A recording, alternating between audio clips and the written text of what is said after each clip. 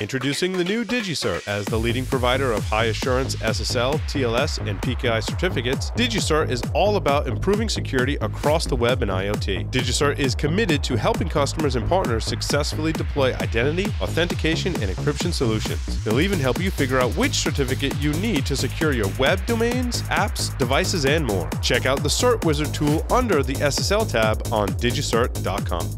The average time between being hacked and realizing you've been hacked is 1 year. Can you afford to let an intruder roam your network for that long? Can your company weather the fallout when this comes to light? Black Hills Information Security can find the bad guys in your network and train you to do it yourself. Email consulting@blackhillsinfosec.com to find out how a hunt teaming engagement can help you find a persistent threat in your network. Signal Sciences is the industry's first web protection platform that works in any cloud, any container, any platform as a service, and any modern application architecture. The Signal Sciences web protection platform can be deployed in next-generation WAF, RASP, or reverse proxy modes, giving customers ultimate flexibility and coverage. Protect your web applications with Signal Sciences web protection platform. Signal Sciences, protecting applications, connecting teams. For more information, check them out at signalsciences.com/PSW. Welcome back, everyone, to the security news on Paul's Security Weekly. Takes me a little while to get going. I had to get a little running start there. Check out our on-demand material, securityweekly.com/on-demand. Lots of great stuff for you. Next week, we will be at Source Boston working on my presentation. I'm really excited. Really excited. There is a hack that I cover. Like we got. It's really lame. But there's a hack, an incident, security incident that I'm doing forensics on, and it's so lame. I use the term forensics lightly because it was so lame. Like you don't even really need to know about. Like if you know how to use strings and virus total, pretty much you can figure out exactly what happened. But it's comical nonetheless. I'll be talking about Docker security next week at Source Boston. Our discount code for the conference is SW75WMKW, and there will be other speakers there aside from myself. No, but I would hope. No one else. I would hope. No one wants to go there just to see me. Believe me. So. By the way, the mic's off. The mic's off. Good Lord, Joff. Sorry, it was a Google Play accident. I just want to get everyone's feedback. I thought that was the interview with Leonard Rose was completely epic. Is that? Man, I thought that was awesome. That was fantastic. I was saying in the break, actually, he reminded me of exactly the reason I got into this industry in the beginning. I mean, I do remember compiling the Unix operating system from the source code. In this case, it was a PC version that was actually distributed on floppies, so not quite the early version that was a tape. But nonetheless, that's how we used to do things. So it was really cool to talk to him. So awesome. I was watching everyone's. Not Kevin. You looked particularly engaged with that interview too. I was floored. I felt like I was challenged trying to ask a good question. As I just wanted to listen to someone speak, particularly with such experience of building the foundations of something I have to use every single day. Right. I would just let him talk, man. Like he made our job easy, right? Like he was just going. And by the way, I coined the term "secure by default." Like, oh, okay. One of the most interesting things that I got out of that interview was Paul, when you'd asked him getting into security, what are some tips, and he responded with hardware. And it's not something you actually hear very often, and it's something that I've seen. There's a knowledge gap about the fundamentals of technology. It works so much in software, but we forget how it's actually made and actually building it and what that actually means, particularly at the networking level. I'd so just love to pick his brain about Unix and Linux too. I mean, when he said he started using Unix for the first time was before I was born. It's pretty incredible. Yeah. It's pretty you awesome. are a youngster. Thanks, Joff, for making me feel young again. And that might also be making Joff feel old in the converse. As the oldest member of the show, I appreciate. Well, Leonard's got about 10 years on me, but that's okay. What do you want to talk about in the stories this week? I mean, we've got plenty of time. Not a lot of stories unless I haven't refreshed in some time. So, Well, I do want to mention one. Did anybody notice that Twitter had a very sudden and massive patch that went in literally this afternoon? I was hearing something about that. And Yeah. Well, would it define patch though? I read it. Jack just commented that apparently when you change your password on Twitter, it makes you re-auth all your apps that it's connected to. At least maybe it does now. It never. Yeah, I want to say it didn't do that before. So what happened was they were inadvertently logging some passwords in plain text in their log files. They do not believe that any of them were breached. However, they noticed and they took action, it looks like immediately. And once you got re-authenticated to Twitter, and this was no less than about an hour ago, once you got re-authenticated to Twitter, they actually pushed you to the preferences and requested strongly that you change your password, which is very, very responsible of them. I hope they also encourage two-factor authentication too, because that helps. I believe they do, but I really applaud those actions as a very, very responsible way to do things. This sounds very similar. Wasn't there a very recent story recently about another company that was inadvertently storing logs with pretty close? It was GitHub. It was GitHub. It was GitHub. Yeah. So I did my due diligence and used my password vaulting application, and immediately changed my password to something long and complex. And moved on with my day. What was it before that? Was it capital P password 1234 Joff? So now you've changed it. That's exactly what it was. How did you guess? Oh my God, you're some kind of you work with computers, don't you? You're some kind of wizard. That's what it is. Last week on Application Security Weekly, Keith Hoodlet posted the comic is called Commit Strip. And it's a comic of a guy. One of them was a comic of a guy, and he's like working through the algorithm that's forcing him. An older guy, right? Yeah, he's like, I need an uppercase letter, I need some lowercase letters, I need some numbers, and I need a special character. What's a special character? Yeah, so then he's like, capital P password 1234 exclamation point. And it says, you've selected a really awesome password. Thanks for that. Congratulations. Yeah. Couldn't we apply some machine learning and AI to our password choosing algorithms to say, like, you've chosen a really weak password, you dummy, use password in your password? We have all this machine learning and AI. Why don't we use it for that? You know, it's on that topic. I've had a lot of customers actually do a very good job. I want to hear Carlos. Carlos hasn't been on the show in a while. It's so nice to hear your voice, Carlos. Okay, I'll shut up now. Carlos, come on, hit it. Yeah, I really do love that comic strip. I actually do check the comic strip at least once a week, and sometimes actually post some of those. Yeah, but on the subject of passwords, yeah, they suck. I just use two-factor on anything that supports it. I agree. That's a valid strategy. Carlos, I still want to hear your voice. What else have you been working on? You've made the transition to Trusted Sec. Are there things that you can talk about that you've been working on? Yeah, in general. I've spent most of my time there just organizing some stuff for research, specifically around internal tooling. I've actually started learning aggressor scripts. I've actually written around 10, 12 of those. And what scripts? Aggressor scripts. Those are for Cobalt Strike. Oh, okay. Gotcha. In addition to that, I spent quite a large amount of time with JScript, ViviScript, and VBA writing sandbox detection and cradles for firewall code. Nice. That's for your payloads, right? Yeah. Yeah. For the payloads that the red team use, actually, my team, we're only 3 of us. We write all of the tooling for the Force team, which are the guys that are constantly doing pen tests, and also for the red team, and the guys that actually do all of the insert response. I still haven't written an insert response tool. Been focusing most on the red team and stuff. But yeah, so far it has been fun. Sounds like Carlos, your title doesn't do it justice. That sounds like a really cool job, by the way. Yeah, I'm a principal consultant. It's my official title, but I'm the team lead for research, and it's kind of nice not being referee, HR, proxy, pencil pushing most of this stuff.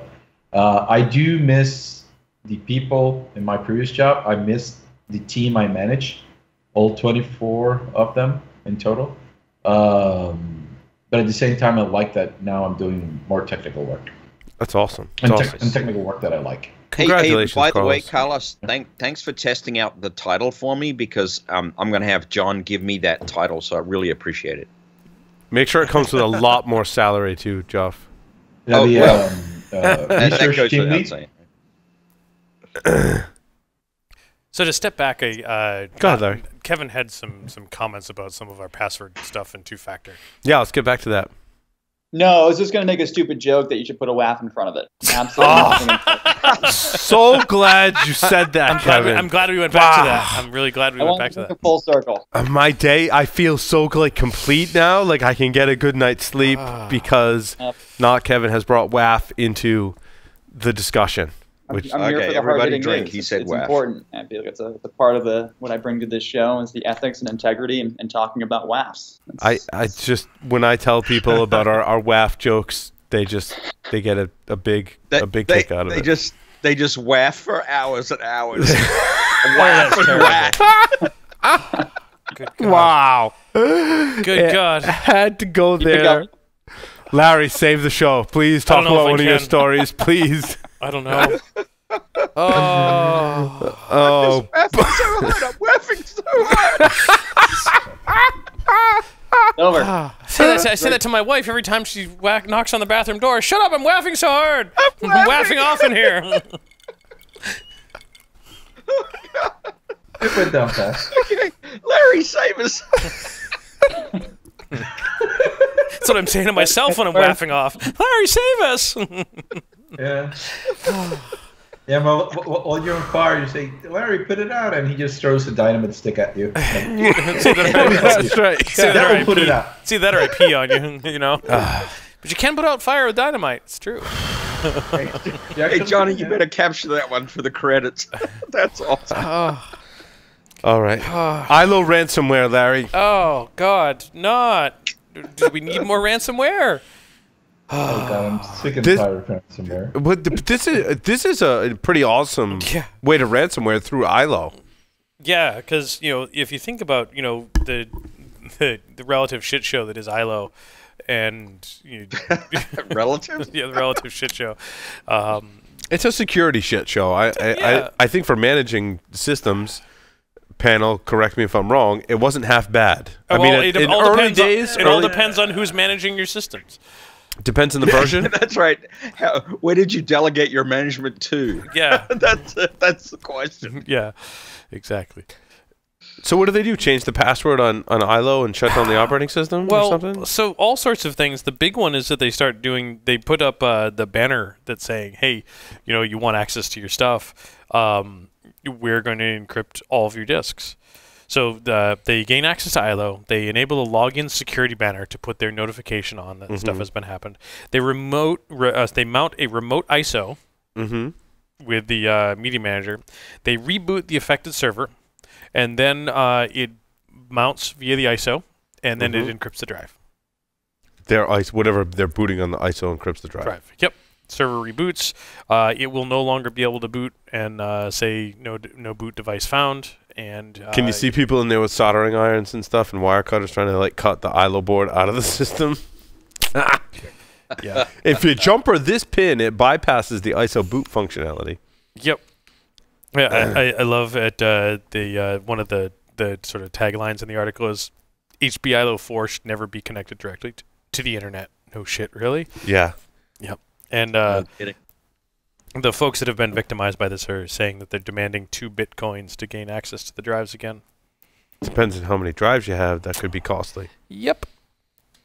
And now, more than Bitcoins, likely, huh? having worked 11 years of my life at Hewlett Packard and dealing with iLo on a day-to-day basis, didn't they patch properly their iLo cards? And that's how the ransomware got there. So if they would have properly patched their stuff, they would have been hit.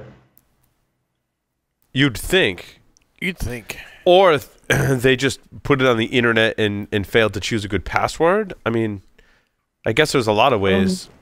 Yeah, because normally when you buy a ProLine server, in the case of Proliant, not the C series, the Blade servers, you actually, when you pull out the server, you have a tag that you pull out with the a very strong random case and special character password already burned into each one of those. But one of the things I've seen is that a lot of customers actually do not patch the iLo card itself, because you actually have to reboot the server to be able to patch it with a firmware update ISO image that HP provides, that you boot up the server with that and it will patch all of the firmware on your machine, including the iLo.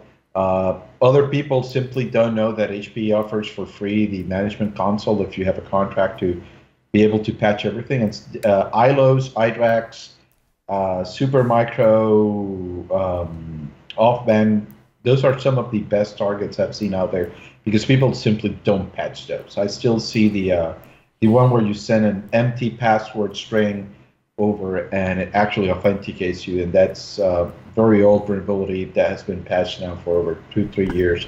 And I've seen it in banks, I've seen it in pharmaceuticals, I've seen it in many places. Yeah, I mean, this is one case where you can use segmentation to greatly limit your risk. I mean, even when I was working at the university many moons ago, there was, I think it was called Rilo back then, actually, and we just put it on a different network. That network, through the firewall, would only the administrator workstations would have access to that network. And if they were to VPN in, we would drop them only in. Administrators were in a separate group. When administrators VPN'd in, they were the only ones that ended up in that group and could access, because that would be the likely scenario when you need to access that management console, is if something is just horribly wrong and down, like then you need to VPN in, get into that so you can, kick the server over or, boot from an ISO and rebuild it or whatever. Yeah, in fact, you can actually even integrate the iLos. I think after version 3 and above, you can actually integrate that into LDAP, so you can actually integrate it into Active Directory, where you can actually have even more control. It is just like any other management plane that you have in your environment. If you don't secure it properly, it's going to get abused. Same thing with your router, your switches. If you leave SSH open and you leave SSH to the internet, they're going to be abused. If you leave Telnet, they're going to be abused. If you leave the web interface out to the internet, they're going to be abused. And I think the same thing happens with this type of off-band management interface. If you leave it connected into a network where everybody has access, it's going to get abused. And you have to physically cable it into that network? At least when I did it, right? It's actually a separate port. Yeah. With the exception of the C class, which is the Blade servers.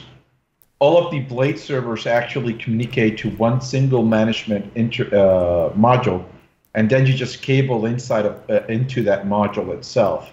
And you connect to that module, and you can see all of the individual Blade servers and then select each one of those. Wow. Yeah, so in my time... another problem.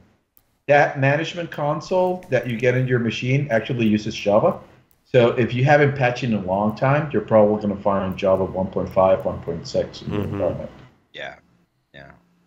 I was going to say, in my time back in the university days as well, Paul, I actually managed and administrated a separate network called the out-of-band network, and it was the same thing. You could physically get connected to it, but you couldn't dual plumb, and we didn't even have a VPN into it. All the iLo interfaces dropped into out-of-band, and it was just a flat VLAN, and if you wanted a station on it, you had to physically cable it up to your office.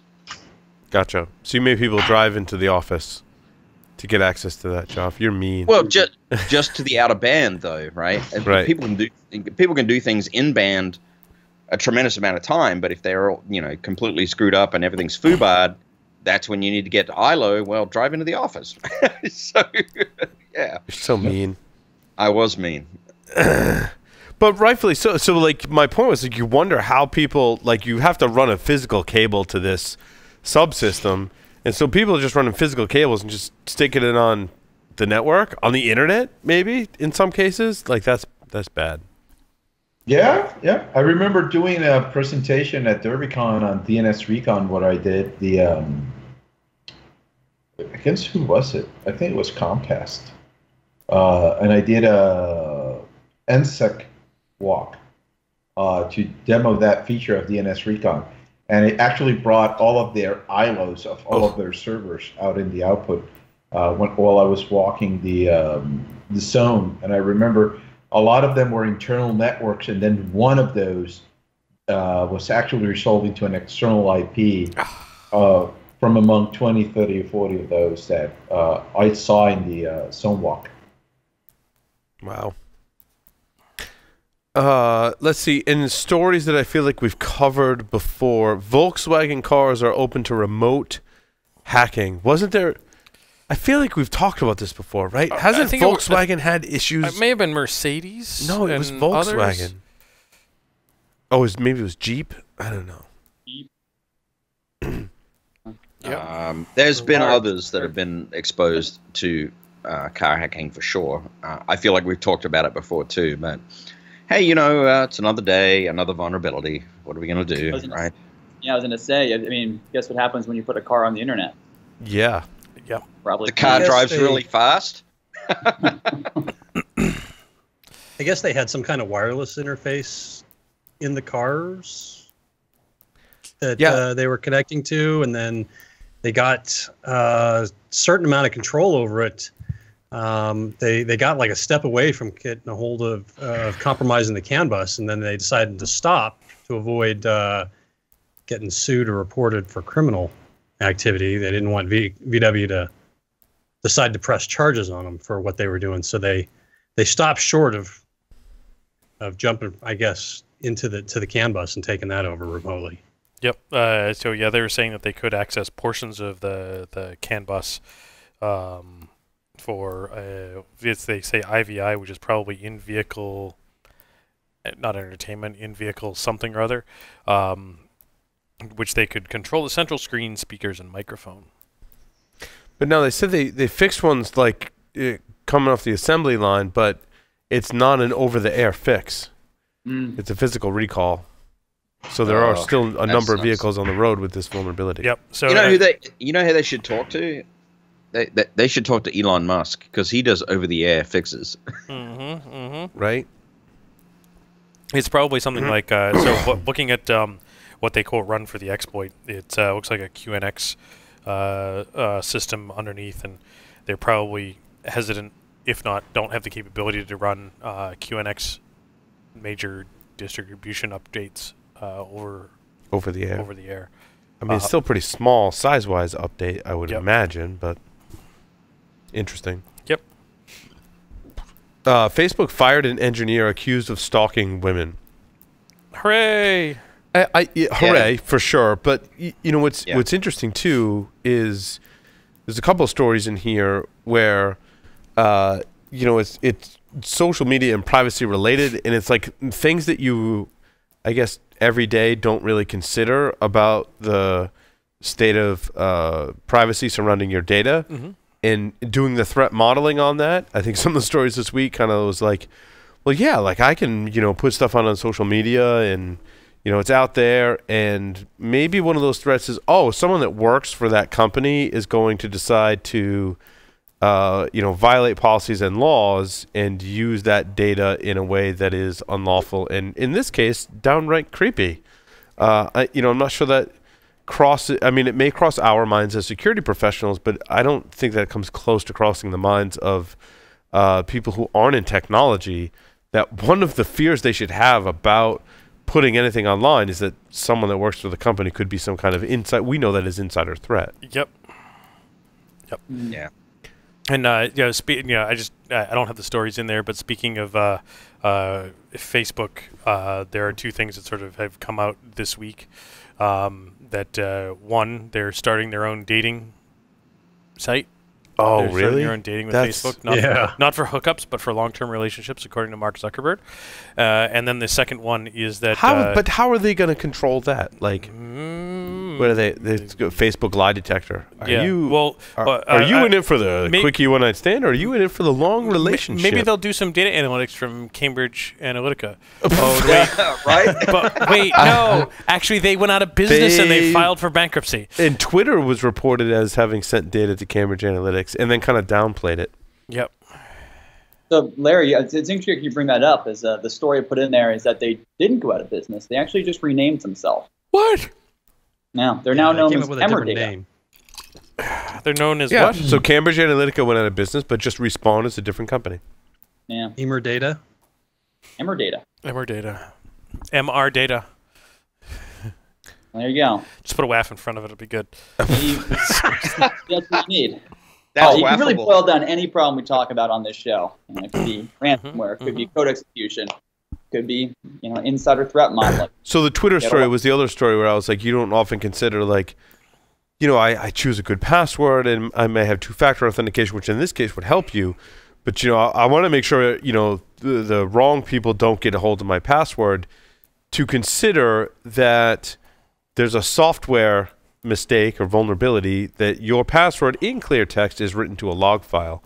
Probably also not on the forefront of people's brains who are using social media, unless you're in technology, specifically security, have considered that in your threat modeling.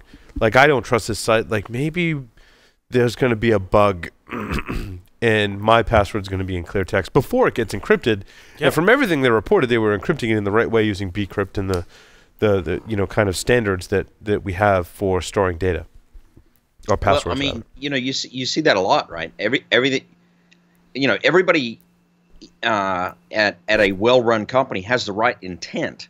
It just takes one little slip up somewhere for these kinds of things to happen, and I think this is it sort of speaks to the value of password vaulting, and it speaks to the value of just reminding yourself as a user, certainly if you're a security professional, you're aware of this, that any password you enter is going to be stored somewhere, and it may well end up being stored in a format that's readable, and you just need to keep that in your mind at all times.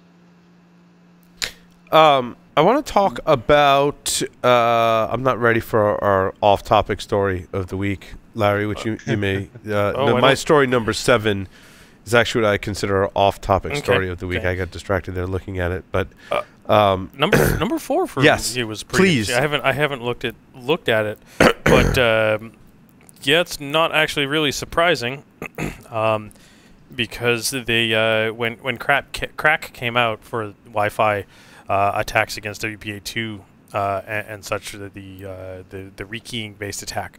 I'm not really surprised because everything is vulnerable unless it was patched. And how often do you think medical devices get patched? Never. Not as often as iLo. About as often, less often than iLo. Yeah. So really, really not surprised. It affected the protocol at its core, and if you don't patch it, if you don't provide any updates to it, of course it's going to be vulnerable. But so I'm really not surprised. But yeah, I think it underscores the problem we have today in security and in being able to provide a level of security for IoT devices. Mm-hmm. It's really hard to have backups and have this repeatable workflow. Like when I think about if you manage servers in the cloud or you're in a DevOps environment, right? Like you can easily build virtual instances of everything and have a clean pipeline where you push stuff out, and if it has a bug, I'll just push another version out and have that feedback loop in there. I think that's much easier to accomplish in traditional IT operations and in software. Mm-hmm. When we get to the IoT device side, I mean, we even see it, anywhere you'll have IoT deployed, in our studio, in my home, in a hospital, or in an industrial control system. Like, there's a device, and there's only one device that we use to shoot X-rays or MRIs or monitor temperature on that thing. Like, there's not like a virtual instance where I can go, oh yeah, that one's crappy. Here, have another one. Oh, if that doesn't work, switch back, and then be really agile and flexible like that. Like, that's so hard when it comes to IoT. And I feel like that in this, especially in a medical device scenario, you can't, not every hospital is going to be able to afford, well, yeah, you've got a fleet of hundreds of IV pumps, and by the way, you've got like a second version, a copy of all those, and we're swapping back and forth between versions, because then it's like, well, which version am I supposed to be using? And then oh, by the way, money, the capital it takes to have all that, because it has to be a physical device attached to something. And oh, by the way, you've got to maintain all these hundreds of servers, and that, which takes priority and which becomes low priority. Now, there are IoT and embedded designs that have been theorized. If people know of them in practice, please point them out. Where like you're essentially using containerization, microservices, or even virtualization on top of the processor architecture for the embedded device. In which case you could accomplish that. I don't see that being the standard yet. I think it's really cool to talk about that. But I don't think it's a reality today in a lot of environments. I was going to say I think it's a potential future that could offer some of these vendors an out, because if they can do app level virtualization, they may be able to get to a level that of DevOps implementation deployment, if you like, that's more agile, right? And that's actually going to be very, very important in the space we're talking about, the IoT space, because let's face it, honestly, it's been a complete, utter disaster to date. Sure. Right. But I know not Kevin's got a solution.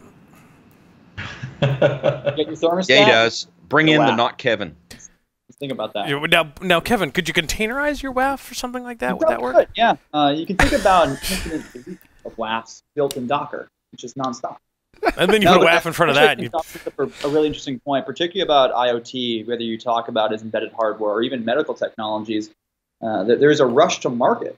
These designs are not that they're not thought out. It's that they're trying to get out before a competitor does. Sure. And I'm sure security gets sacrificed quite often than not when you're trying to get the newest widget out the door and worry about how to update it later. And then it turns out, oh wait, we can't do over-the-air updates now for some effect. Now, hopefully, this will start to weed out as consumers start to realize, if you buy something like this, it'll put you at harm. But it's up to everyone listening to the show to make sure that message resonates. These devices are insecure by design. They have to be updated, and the vendors have to actually push out these patches. Otherwise, we're going to be left with a whole bunch of junkware that's just going to harm us at the end of the day. Carlos? And also cost. They're competing against very cheap devices from China. And now you're offering one where you have the R&D to make sure that system's reliable, probably have two different firmwares. So if a firmware update fails, now you can run the previous firmware update. That means more RAM. That means more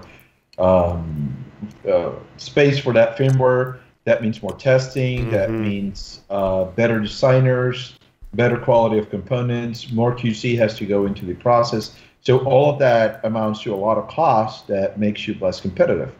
Then when you go into the medical space, now you have certification from all of the different organizations, and that whatever you do, if it fails, it kills the patient. It may kill the person, severely harm the patient, depending on the device, or it may cost a lot of thousands of dollars to repair if you break an MRI machine.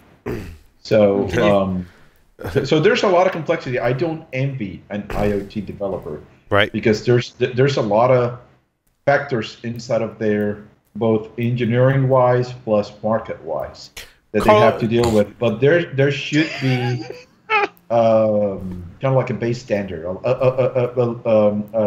I would say kind of like a starting point for them to go, which is at least provide the option of updates and be sure to publish updates. Many vendors actually don't simply just come out with a version. They come out with a new version, and the older version of the hardware go like, we're not updating anymore.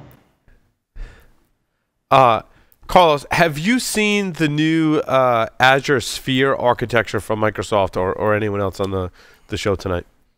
I've been hearing about it, and it looks very nice from the management point of view. All the data that you get that you can set up. It actually simplifies everything via APIs for you to be able to manage IoT devices and to build your own IoT devices and kind of hook into it.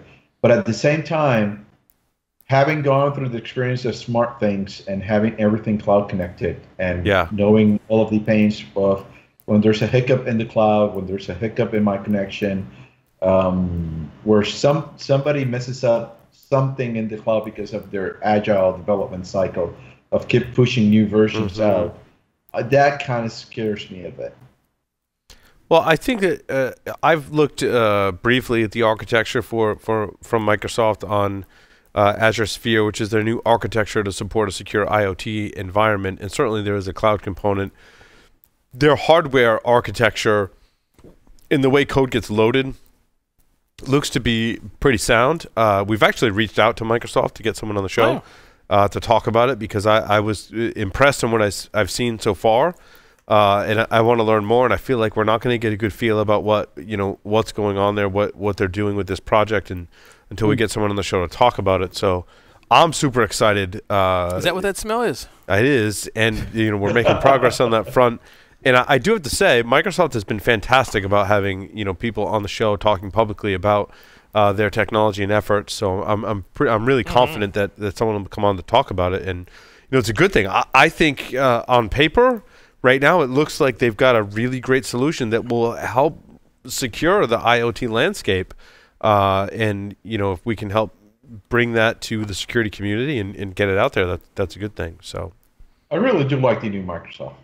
They're a lot more open, especially around Azure. I don't know if you've seen how much stuff they keep pushing out in Azure, specifically around their security center option for your cloud environment. You install Security Center, automatically starts using threat intelligence data to say, hey, this account that you're using here in Azure has been it has been known that it was compromised, and the password hash matches the password from the compromised data from this known breach or this several known breaches.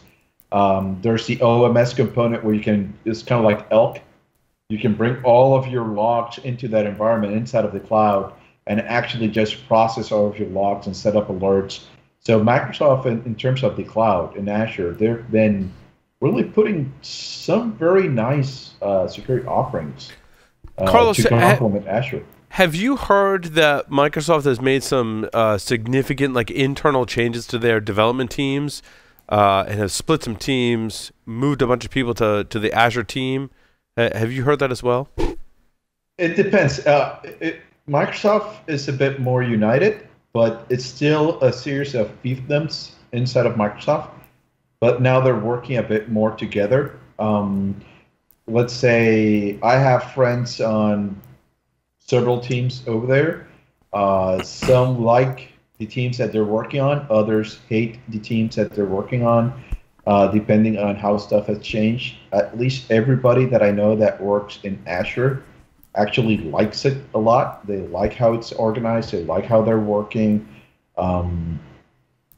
You cannot say the same thing for the Windows team. Many of them are not too happy with changes. I haven't talked with them after the recent series of changes. But when you look at Microsoft, they're bringing in now more money from the cloud and services. Their main focus is on services and on the cloud. And you can see it where Satya in his recent presentations, he hasn't mentioned Windows or mentioned Windows as the platform. Almost everything has been around services in Azure. So those teams are getting that attention. They're going to be getting the more funding, and those are the places that most developers will want to move, just like any organization that generates products. Whatever product is the new hotness, the new hot thing, that is where you're going to see people kind of gravitate to and try to be there, both professionally and for their own enjoyment. Like, hey, I want to feel that I'm contributing to the organization. I want to feel that I'm contributing to our mission. Larry, more stories? Yeah, what else we got here? Raw Decoder? Yeah, so what's weird how that went, because I actually thought I updated that, and apparently it messed up. Apparently there's a effectively uninitialized memory to remote code execution in 7-zip in the way 7-zip processes some of the files. And it's not so much about 7-zip itself. it's about the way you're decoding .rar files, because there can be compression there as well. So they use 7-zip compression, but inside the RAR file, it doesn't have like a .7zip, 7Z extension on it. Exactly. So yeah, you can do a .rar with 7-zip inside without necessarily having the extension. So yeah, it's interesting, because we start finding more and more that folks are using alternative compression methodologies as opposed to zip, especially when we start talking about some pretty obscure-ish tools that we end up using in our industry with something like 7-zip. For sure. So. I didn't also really... 7-zip. I know that several Windows admins actually don't like it that much. You know that in Windows you have every time you download a file from Outlook, you download from the web, it actually adds a tag to the file that says, hey, this file came from the internet, it's not secure. And if you have content like DLL scripts and all that stuff, when you decompress those with Windows Explorer, it will actually keep that tag on all of the content of the compressed file. Windows 7-zip does not honor that. 7-zip doesn't honor that. So when you decompress with 7-zip, it actually it doesn't put that tag on all of the dangerous files. So all of a sudden you can just double click on a JScript, double click on a BBScript HTA file, and it will actually execute. It is no longer marked as blocked by the system. Interesting. I don't really have anything else. I mean, those were really were the highlights for me. Kevin. Domain fronting. Kevin has a job. I mean, so this is Kevin, don't be fronting, and if you're going to be fronting, certainly don't use a WAF. Well, no, you got to front with a WAF. Don't be WAF. You got to front it with a WAF. So the story we're referring to is that Signal, the end-to-end encryption application that we all know, has been circumventing country-based censorship by utilizing content distribution networks like Google Apps Engine, and now, after they were kicked off of that, now Amazon. And by utilizing a CDN, they effectively allow Signal to run in countries that clamp down or do not allow end-to-end encryption tools like Signal to be used, obviously. So by hiding themselves, if you will, within Amazon, it's very challenging to say their users of the country can't use Amazon, hence domain fronting being the term. Amazon is now kicking them out or threatening to do so. So that the story is that Signal in itself, being really not just an end-to-end encryption, but also an anti-surveillance, anti-censorship tool, is challenged in the sense that some of the most vulnerable users, particularly countries that have very heavy or oppressive regimes from a surveillance standpoint, are, these companies are taking away one of the major ways people are able to organize. It actually surprises me that Amazon is moving to shut them down, because from what I've heard from various sources is that Amazon is, well, like the Honey Badger. Like, Honey Badger doesn't care. They don't care who's using their services and for what, because you're paying Amazon to use those services. So, whatever. I mean, if those of us out there that have submitted a complaint to Amazon because someone's hacking at one of your properties from Amazon, Amazon's like, yeah, whatever.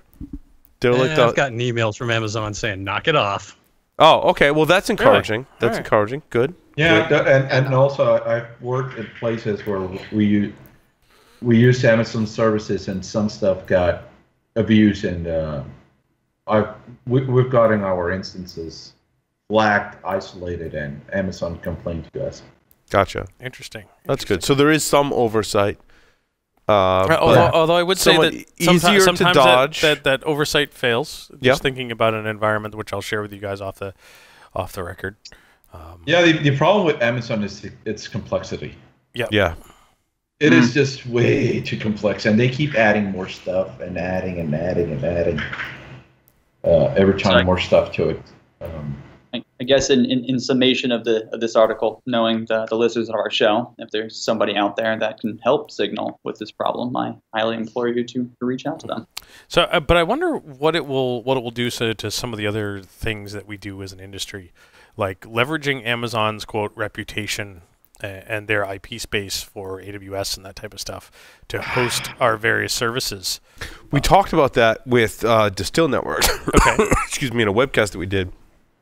And what their founder and chief product officer, I believe, Rami, was saying was that what a lot of organizations do and what they recommend is that when there's an increased amount of bot traffic, or maybe there was a major breach and people are spraying those passwords around the internet, that when it comes from Amazon's infrastructure, don't block them, but force them to do something like fill out a CAPTCHA on your website to specifically kind of call out that behavior coming from Amazon. And a CAPTCHA is not, it's not 100%. It was pointed out actually by Rami that reminded me that there are services you can subscribe to that have an SLA that you can feed them your CAPTCHA, and they have people in a different country that are sitting by waiting, filling out the CAPTCHA and giving the response. So there are ways around it, but it does help that. And a lot of folks are looking at Amazon's infrastructure going, we're going to force you to do some extra work if you're coming from, if end user web traffic, I should say, is coming from Amazon's infrastructure, and maybe it'll force some companies to not route some of that end user traffic through Amazon's infrastructure. Although that could be a losing battle as Amazon gains more and more infrastructure that people are using. Yep. Interesting. It's all business. They never cared that people were abusing domain fronting. Domain fronting really doesn't have that much of a real life use other than what Signal and other people are using it for. For red teamers, it's a blessing because we can do domain fronting where we're doing phishing, and it works awesome. But any other legitimate uses are very small. Sorry, Signal. But why are they changing now? Because it got attention. It is being abused. It's being abused quite heavily. And now they're being forced to fix it because they know that they could be liable. Yeah, that was my thought. Somebody complained and gave them heat. Yep, exactly. And they sounded like dog barking, and then Kevin kind of gets up and looks around. Like, he works at Barclay, so I would imagine that's why I was there's curious. Lots of dogs in that. He probably laid out some. I let them out. Now they're everywhere. Is that your QA team, your product testers that are making noise in the background? They're testing the WAF. Figured us out, Paul. They're testing the WAFs. Wait, what was that tool? WAF Woof? That is an actual tool. WAF it up. WAF it up. WAF it up. Wrap it up, fuzzball. Mark, that's from Star Wars, by the way.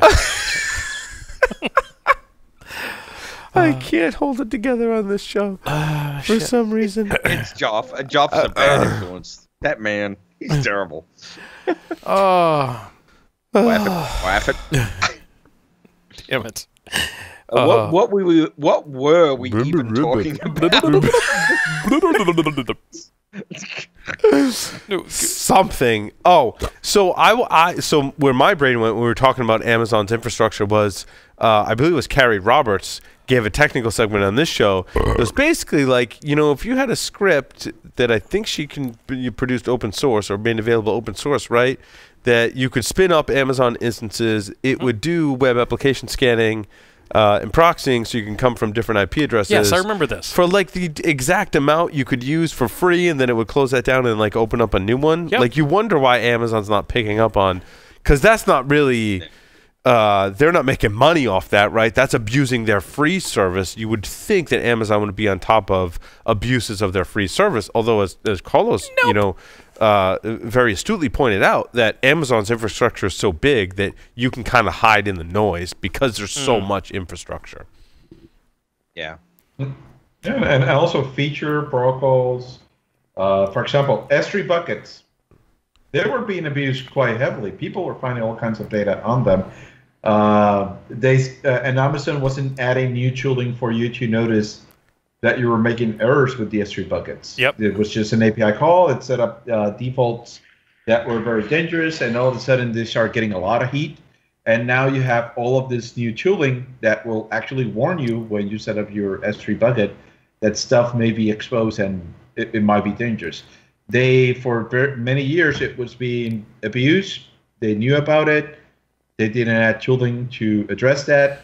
Started getting into the news. All of a sudden, people were finding projects from DoD and other agencies out in unmanaged S3 buckets. A lot of big data breaches happen through S3 buckets, and they're going like, "Oh, we're getting bad press. Oh, I think we should fix this." Yep. Well, if no one else has anything more, I got what's it? My stories got burned up like 15 minutes ago. In case you were wondering, the off-topic story of the week, and I don't know if that's all that off-topic. No, it's not. It's kind of a semi-on-topic story about. It is my story number 7. Yep. Controversial biohacker was found dead in a spa. Which, for some reason, that headline catches. There's just so many key words in that headline. Yep. And there's a biohacker, and then he was found dead. So that's kind of intriguing. Like the analytics security nerdist portion of me is like, well, how did he die? Yep. Was there foul play involved? And then you read where it takes place in a spa. I'm like, what kind of spa was this that he was? Roll over. It's encruded. Yes, right. Like, did he get wafted to death?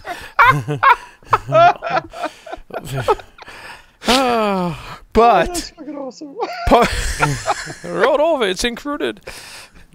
Part of the story is that he was a biohacker and a very outspoken biohacker. I would say. This is one. this is the guy that injected himself with quote research material, which was was that like on stage somewhere? It was on stage at a biohacking conference in Texas. I heard about that. Yeah, where he injected himself with a herpes vaccine or herpes cure. Which was untested by the FDA and all this type of stuff, and it was very much, oh my God, you just did what? You injected yourself with untested stuff because apparently this dude, as they said in the article, had herpes. Interesting. Okay. Which is one of those things you never get rid of. Visit to the spas. But potentially, it's weird that the way they phrased that, he said that he had herpes, yet that means he cured. Did he cure himself? Past, and he injected himself with the stuff, and maybe did it cure himself? I don't know. Pretty interesting. But, science for the win, maybe. But either way, and that was why I was curious about this one. You're like, oh, Aaron Trawick was found dead in a spa. Like, I know he injected himself with like untested drugs for herpes. Like, did he die of that? We don't know. Could he have injected himself with other stuff? Also, there hasn't been a forensic result yet, right? Right. So it could have been that he just bumped his head and just drowned inside of the inside of the tank. He was found inside of a tank that flotation therapy tank. Oh, yeah, they did say that. Sensory deprivation. Yeah. Right. Yeah, sensory deprivation tank. Yeah. Maybe you just farted a lot in there and like ran out of oxygen. Yeah. You probably have beans. That happens.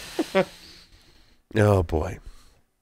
Yeah. Well, that was a semi-off-topic story for this week. I want to thank our special guest, certainly Leonard Rose, for coming on the show this evening, and all of our co-hosts that joined us for this lively discussion, which always ties back to the WAF, and the title of this episode will have something to do with WAF, I can promise. So, not Kevin, thank you for interjecting that. I hope your QA team is okay now. They've been let outside to go to the bathroom. They're coming back in now. That's awesome. So thank you to everyone for listening and watching. Larry, take us out. Now that we're done waffing off, over and out!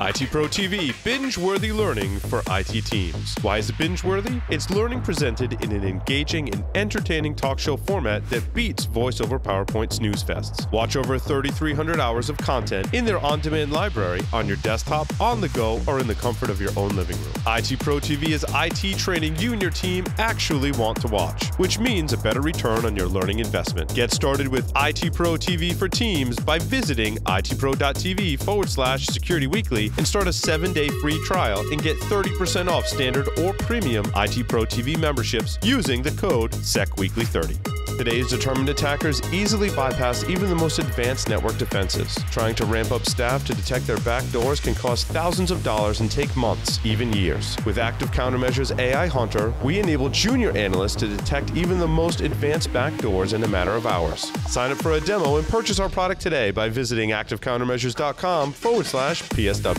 Active Countermeasures. Make every analyst a hunter. Endgame automates the hunt for both known and never-before-seen adversaries in enterprise networks. Built on unique knowledge on the adversary's tools, techniques, and tactics, Endgame's centrally managed agent prevents, detects, and responds to advanced adversaries in the earliest stages of the kill chain without prior knowledge. Endgame, automate the hunt.